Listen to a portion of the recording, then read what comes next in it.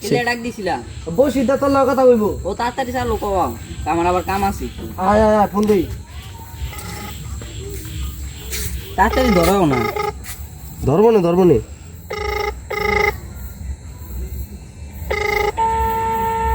Hello আসসালামু আলাইকুম বসির দা। ওয়ালাইকুম আসসালাম। কেমন আছো? হ্যাঁ ভালো আছি, তুমি কেমন আছো? হ্যাঁ ভালো আছি। হ্যাঁ ভালো আছো না? হ্যাঁ আচ্ছা তুমি কার সঙ্গে আছো? আমি তো তুষারের সাথে আছি। ওই মাদার চোরের সঙ্গে? ওই মাদার চোর তো এত হারাম দাদা, ওই ছোট বাচ্চা, ওই তো লটির বাচ্চা, ওই সারা চিনি বাটা মাগিল দিছে, এতই মাগিল দিছে।